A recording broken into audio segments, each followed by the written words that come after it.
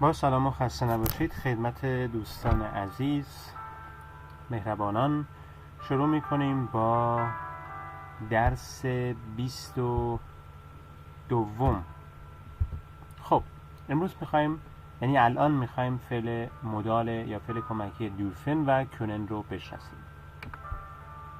همونطور که میبینید من فعل ها رو براتون نوشتم. Ich darf, ich kann, du darfst, du kannst, sie, es kann, darf oder sie darf oder es darf. خب دیگه الان خیلی از مسائل تکرار نمی کنم. این اس میتونه das Kind باشه، این sie میتونه also die Frau باشه و این میتونه der Mann باشه. یا میتونه der Mann باشه و این هم میتونه die Frau و die Frau باشه و اون اس هم میتونه das Kind باشه. خیلی خوب، ما الان با ضمایر کار داریم و با فعل های مدال. Wir dürfen, wir können. also ihr dürft، چرا اینو بزرگ نوشتم میدونی چون اول جمله است، و ihr könnt این بزرگ نوشته شده باید کوچیک باشه. sie dürfen و sie können. sie محترمانه dürfen و sie können. خب چند تا جمله می نویسیم. Ich darf hier etwas یه ذره Wasser trinken. من مجاز هستم، میتونم اینجا hier etwas Wasser trinken. Du darfst oder du kannst hier nicht rauchen. تو مجاز نیستی اینجا سیگار بکشی. یا rauchen یا rauchen. hier nicht rauchen. دقت کنید بچه‌ها، اینقدر این زبان آلمانی نکته داره، من هی رد میشم منتها مربوط به سطحمون نیست. مثلا همین نیشت میتونه جاهای دیگه هم بیاد در جمله، ولی قبل از فعل اصلی می نویسیم که کل فعلمون رو منفی کنیم. Du darfst oder kannst hier nicht rauchen.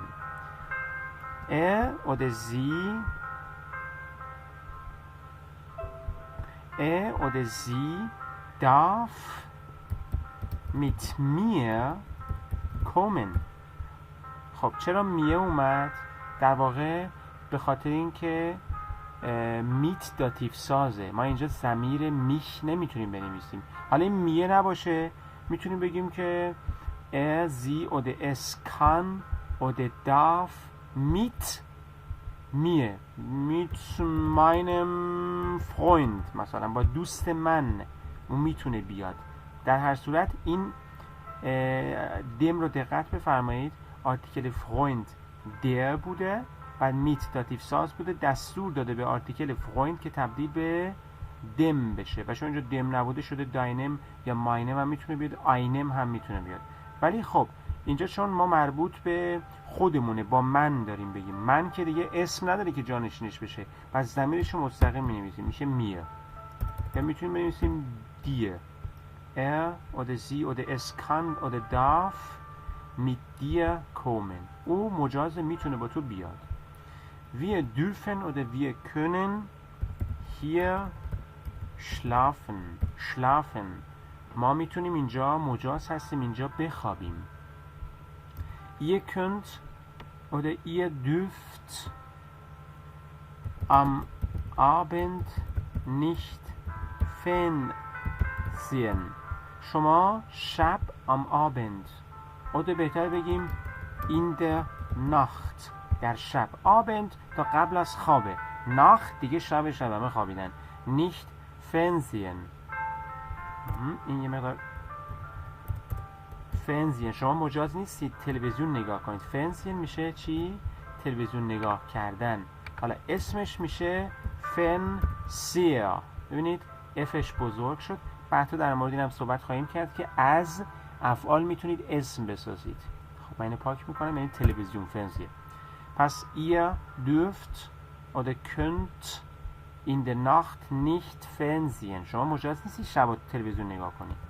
Sie dürfen, sie können hier noch bleiben. شما میتونید noch هنوز، البته بچه ها ایمه نخ هم میگن، یعنی هنوز. دقت کنید که ایمه به تنهایی به معنای همیشه میاد، ولی با هم میشه هنوز.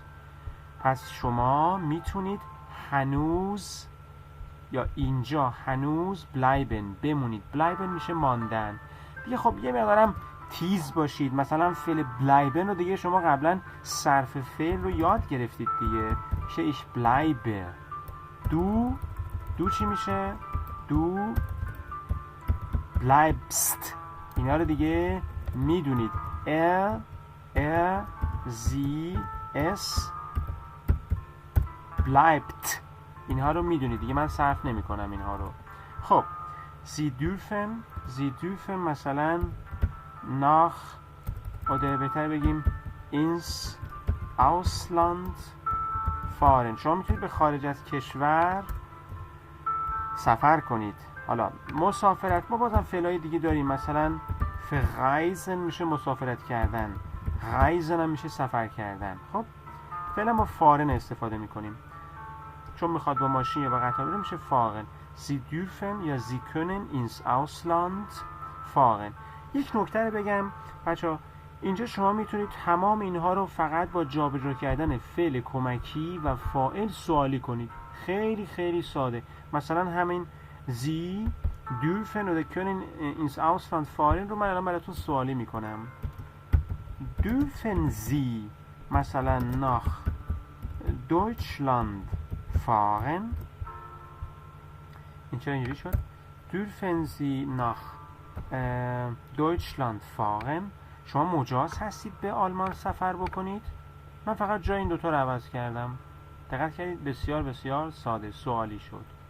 حالا یه نکته دیگه هم در اینجا به درتون میخوره، چون نکات اینجا مسلسله، یعنی در ارتباط با همه. اگر شما بخواید همین سوال رو با کلمه پرسشی ودار بگید، کاری نداره، اون کلمه رو اول میارید، مثلا و، خب بقیهش سر جاش میمونه. میگه که هموری و دولفن زی، دیگه اون وه اسم مکان میره دیگه، و دولفن زی فاغن. اینی من حذفش کنم میشه دولفن زی فاغن. میگه بله ich darf fahren نقطه. خب بعد میگه که wo dürfen Sie fahren، میگه کجا مجاز هستید سفر کنید. بعد میگه ich darf in den Iran، in den Iran نه nach Iran، in den Iran fahren. بعد یا ممکنه بگه که ich darf in die Türkei fahren. خب اگه USA باشه چی میشه؟ ich darf in die USA fahren. یا اگر شویتس سوئیس باشه میشه in die Schweiz fahren. خب حالا ممکنه که این واژه سوالی و وی باشه. همانی وی dürfen Sie fahren، شما چجوری مجاز هستید برونید؟ وی ich darf sehr schnell fahren.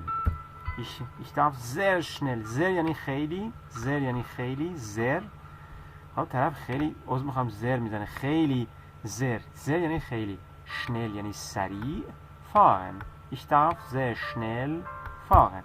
حالا من این کلمه رو عوض میکنم، wann dürfen Sie fahren یعنی کی مجاز هستید. اولی شد و، بعد شد وی، حالا وان. میگید که ich darf wann مثلا 4 Uhr fahren. خب اینم از این. ببینیم کلمه پرسشی دیگه. wie oft یعنی چند بار. wie oft چقدر، داره تکرار رو میپرسه.